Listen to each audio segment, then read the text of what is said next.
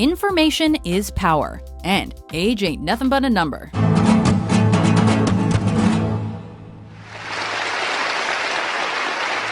Welcome to WatchMojo.com, and today we're counting down our picks for the top 10 child prodigies. At age 2, I took him out on a course, and he played a regulation course, 9 holes, which is par 36, and he shot a 48. For this list, we're focusing on individuals who made a significant impact on the world as children. Some are also known for their achievements as adults, but we're highlighting the accomplishments of their early years here. Absolute genius. Number 10, Kim Ung-young. By the time most children his age were learning to construct complete sentences, this kid was dropping in on physics classes at Hanya University. Kim Ung-young was so incredibly smart that the Guinness Book of World Records tabbed him as having the highest IQ, only to abandon the category given his increasing intelligence. God damn it, Gump! You're a goddamn genius. That's the most outstanding answer I've ever heard. You must have a goddamn IQ of 160. Kim had a fondness for the written word and painting as a child, but decided to accept a position with NASA, where he worked from the age of 8 to 16. Today, Kim works in business planning, but once upon a time, he was the child prodigy. Number 9, William James Sidis. Here's a child genius that was so dang smart, he might have told a few fibs just to amuse himself. Born to Jewish Ukrainian parents, William James Sidis was raised in the Big Apple, and by the age of 8, he could speak 8 languages, along with one that he invented himself. Blé de la blé de blue blah blé.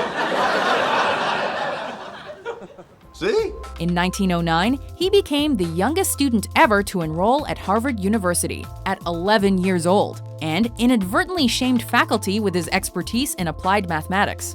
Many of Sidis's claims have been challenged over the years, but no one can deny that he wrote 4 books as a kid and several more under assumed names when he was older.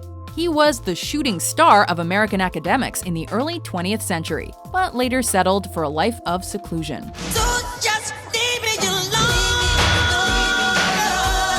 Number 8, Michael Carney. Imagine a 6-month-old informing you of his ear infection. Well, this kid did such a thing during a visit to his pediatrician and was so rambunctious that his parents called him the Tasmanian Devil.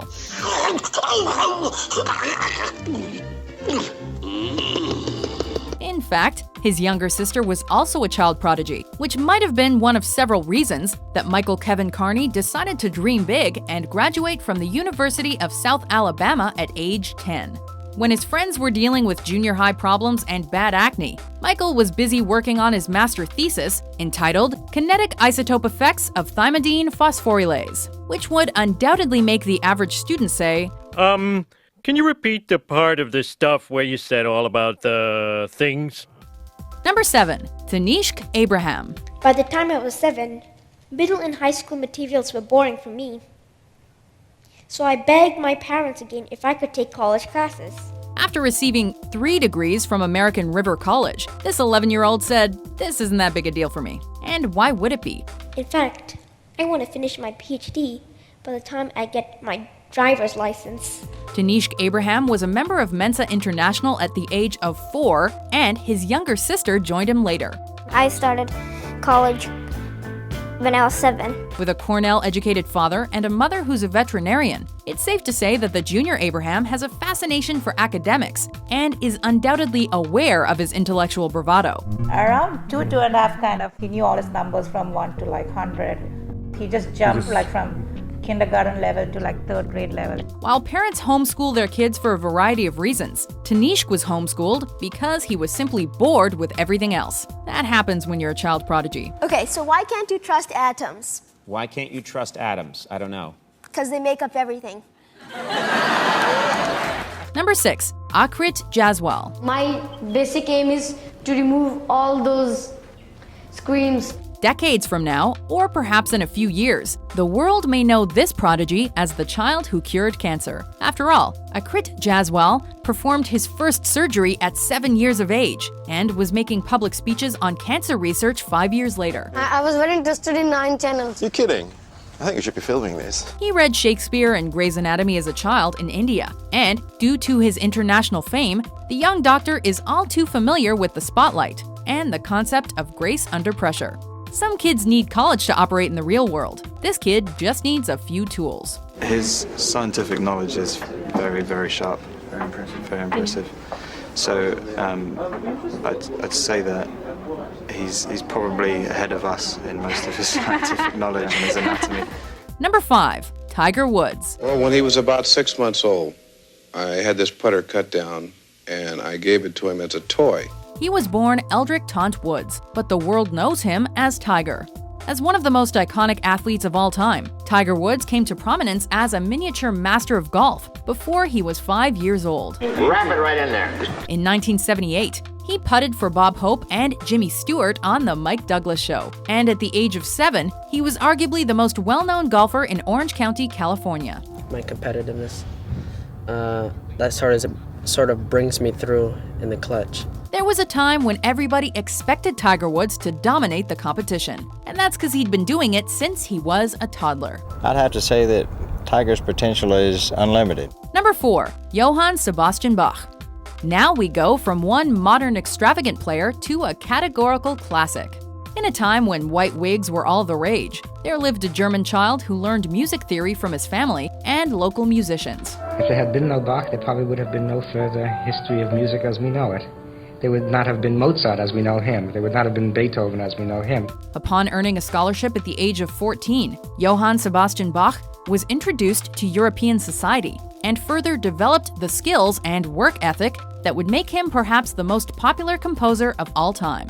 He was a young man, a genius, absolutely bubbling with musical ideas. Today, one can learn piano on the internet. However, back in the 1690s, this prodigy had to figuratively feel the music and let his fingers fly. People who were watching at the feet of the organist and saying, "My God, how can somebody play so fast?"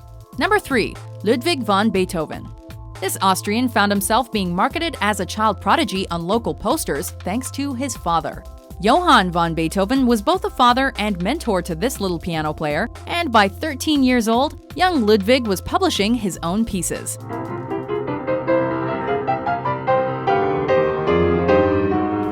Upon traveling to Vienna with hopes of working with Mozart, Mozart said, "Watch out for him. One day he'll give the world something to talk about." the death of both Ludwig's mother and father took him back to Bonn, where he would establish himself as more than just a child prodigy, but as a national treasure, though he'd later go back to Vienna, of course. Number 2. Pablo Picasso. At the age of only 12, Picasso could already draw like this. Before this Spanish artist forever changed the conceptual guidelines of his craft, he developed his skills under the guidance of his father. In fact, when the Andalusian family moved to northwestern Spain in 1891, the senior Picasso realized that his offspring was the better artist. Father was a very bad artist, and I would imagine a very good art teacher. Like many child prodigies, Pablo Picasso enjoyed working by his own set of rules and strayed from formal teachings. Picasso chose to paint like this, despite the fact that he could paint like this by the time he was 16. He was literally in a class by himself back then, and school is still in session, figuratively speaking, through the works he produced over the course of his 91 years on Earth. He's encapsulating a whole century of suffering. And the way that Picasso does that is by creating this massive mess of mangled, dismembered limbs, as if the bomb has actually dropped from the air and just gone off. Before we unveil our number 1 pick, here are some honorable mentions. I hope you don't mind, I hope you don't mind, that I put down in words. Now, these are the moves that, as an 11-year-old, made hockey scouts right across the world gasp with amazement. They just could not understand how a player as young as Wayne, at 11, could have such natural moves. Chahe ho algebra, rational numbers, ya square roots, she has it all at the tip of her fingers. Precocious he was, he published his first book on the conic sections in geometry at the age of 17. Number 1. Wolfgang Amadeus Mozart. It's just unprecedented.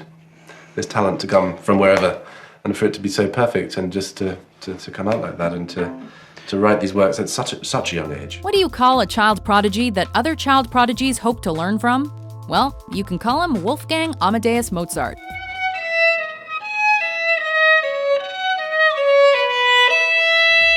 he composed his first 3 pieces within weeks of each other around the age of 4 or 5.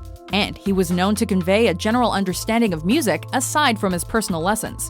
By 8, Mozart wrote his first symphony and began traveling Europe to perform with fellow prodigies.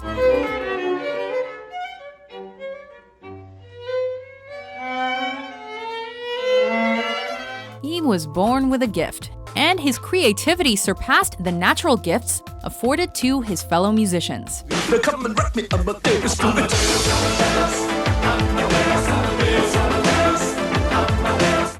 Do you agree with our list? Has the competition surprised you, the caliber of it? Who's your favorite child prodigy? Daddy! Oh, Daddy! It is you! For more mind-blowing top 10s published every day, be sure to subscribe to WatchMojo.com.